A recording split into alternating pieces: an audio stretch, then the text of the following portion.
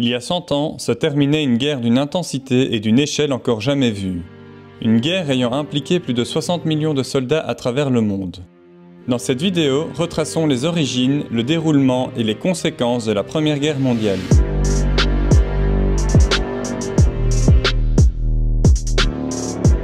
Pour bien comprendre les origines de ce premier conflit mondial, on commence en 1871 à la sortie de la guerre franco-allemande qui opposa l'Empire français à la Confédération de l'Allemagne du Nord, alliée aux États allemands du Sud. Au bout de 6 mois de combat, la France est défaite et les vainqueurs s'unissent pour former l'Empire allemand. L'Alsace et la Moselle sont annexées au nouvel empire, créant des frustrations côté français. Dans les années qui suivent, l'Allemagne va rapidement rattraper son retard dans l'industrie et l'économie. Le pays va aussi nouer des alliances, d'abord avec l'Empire austro-hongrois, puis avec l'Italie qui est frustrée par la colonisation française de la Tunisie. Les trois forment la Triplice ou la Triple Alliance. L'Allemagne est désormais une grande puissance et profite de son statut pour entamer la colonisation de territoires africains. De son côté, la France s'allie avec l'Empire russe et signe un pacte secret de non-agression avec l'Italie, lui évitant ainsi un second front en cas de guerre. L'Empire britannique craint la montée en puissance de l'armée allemande et plus particulièrement de sa flotte militaire. Le pays sort alors de son isolement pour se rapprocher de la France, puis de la Russie. Ensemble, ils forment la Triple Entente. Dans les Balkans, l'Empire austro-hongrois annexe la Bosnie-Herzégovine, ce qui va à l'encontre du rêve de la Serbie voisine, qui est d'unir les peuples slaves du Sud.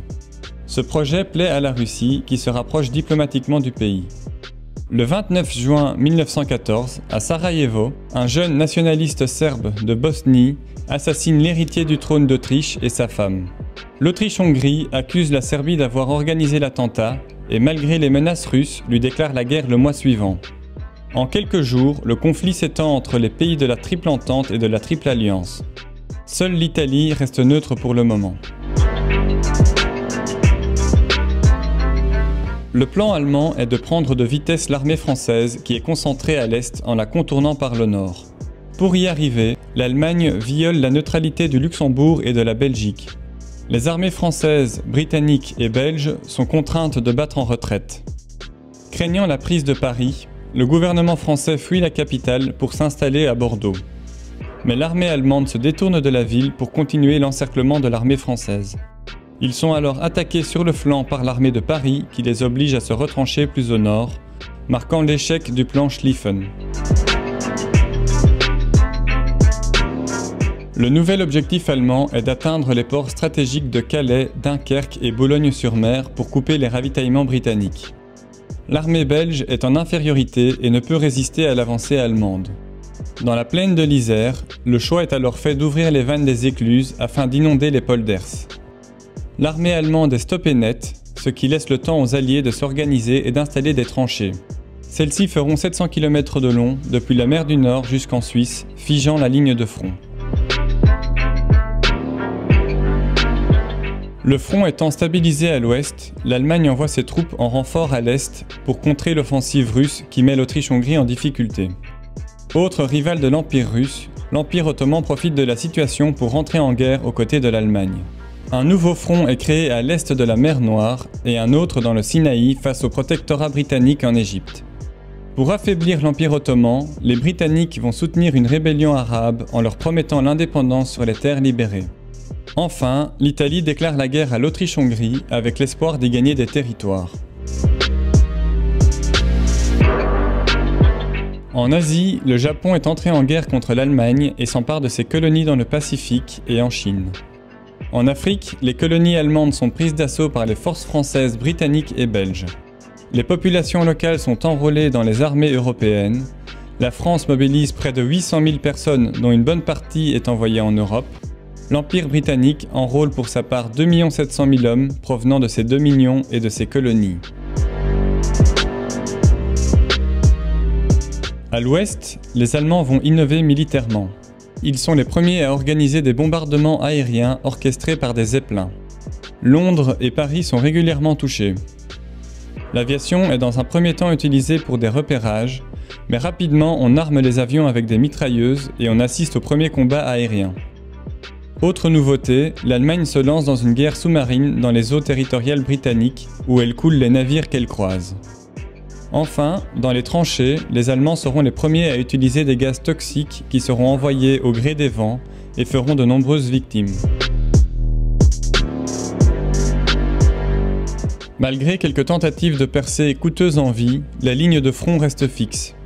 Dans les tranchées, les soldats qui survivent au combat sont contraints de vivre dans de rudes conditions.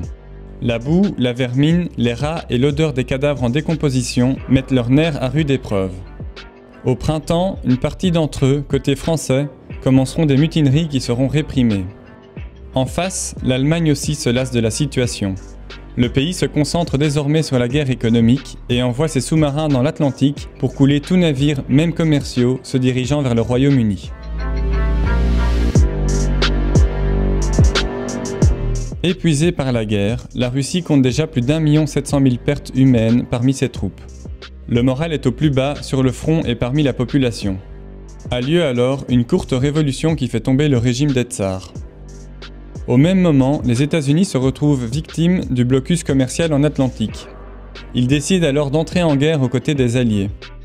En Russie, une seconde révolution permet l'arrivée au pouvoir des bolcheviks, soutenus et financés par l'Allemagne. Ceux-ci signent immédiatement un cessez-le-feu avec les empires centraux.